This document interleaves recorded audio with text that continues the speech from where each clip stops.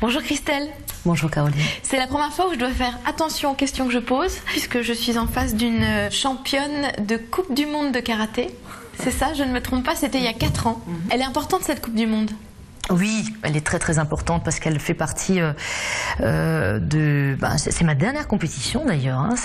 J'ai terminé ma carrière sportive avec cette Coupe du Monde, en plus au Japon, je dirais le berceau même des arts martiaux.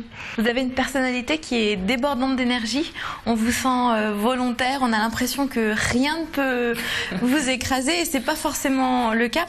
Comment vous êtes arrivé au karaté alors? Alors moi en fait j'ai démarré par la course à pied, donc j'ai fait mes premières courses sur route à l'âge de 7 ou 8 ans et puis j'ai commencé sérieusement la compétition de karaté seulement à l'âge de 17 ans. J'ai assez rapidement fait des podiums nationaux et j'ai été repérée par les entraîneurs des équipes de France. Mais bon, j'ai dû quitter le navire France prématurément.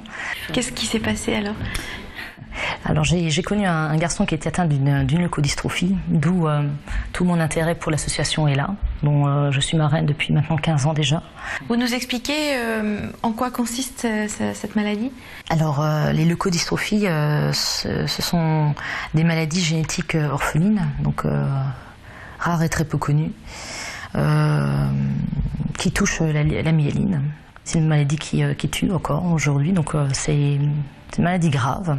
Et donc cette association a été créée en 1992 par Guy Alba, qui est le président fondateur, qui est aussi papa d'un enfant atteint d'une leucodystrophie. Qu'est-ce qui s'est passé dans votre tête alors à ce moment-là? Vous étiez dans la compétition, vous étiez dans d'autres valeurs et tout est retombé à plat? Oui, c'est ça. Jusqu'à ce moment-là, je dirais, ma seule préoccupation était la performance, chercher des médailles, etc. Et puis la disparition de ce garçon m'a permis de me rendre compte du sens même de la vie et des priorités qu'on peut y corréler. Et vous êtes revenue plus forte?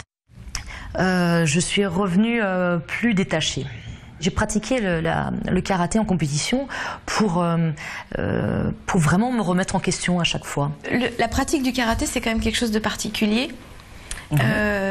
Quel mental il faut avoir? Comment il faut être? Surtout pour une femme, c'est ça?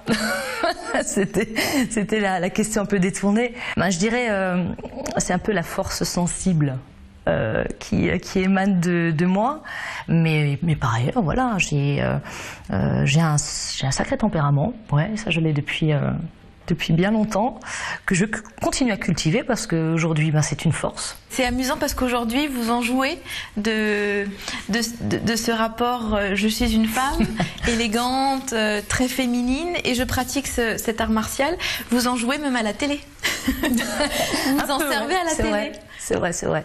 En fait, c'est Pascal Sautens qui est aujourd'hui sur Énergie 12, donc dans une nouvelle émission qui s'appelle SOS, ma famille a besoin d'aide. Et là, il essaye d'y rajouter des intervenants extérieurs. Et là, en l'occurrence, une femme qui a de la poigne, quoi. Donc ça peut surprendre. Et on espère d'ailleurs que à chaque fois, ça provoque un déclic auprès de ces jeunes. Et en plus, ce qui est touchant, c'est que vous continuez à les suivre une fois que l'émission est terminée. Oui, vous continuez à vous occuper d'eux. Vous les laissez pas tomber, quoi. Non, non. Aujourd'hui, qu'est-ce que vous avez envie de faire passer comme message? Ce qui m'a permis d'avancer, c'est, je l'ai souvent dit, mais c'est la voix du cœur en fait. Et je suis très très sensible à ça. Et je crois que en se laissant porter par ses sentiments, par ce qu'on appelle entre guillemets son feeling et justement par son expérience aussi, on arrive à faire des belles choses et surtout on arrive à faire de belles rencontres et du coup à faire du bien autour de soi. Et ça, c'est ce qui m'importe. Et vous vous nourrissez des rencontres? Oui, complètement. Ouais. C'est ça, c'est votre drogue. Un tout petit peu, ouais. Mais est-ce que vous avez le temps de penser à vous un peu? Jolie question. C'est compliqué, c'est très très compliqué. Mais aujourd'hui, j'aime utiliser cette petite citation de Jimi Hendrix. Allez, je suis libre parce que je cours toujours. Et c'est vraiment le principe de ma vie. Ouais. Voilà. Ouais. Merci Christelle. Merci Caroline. À bientôt.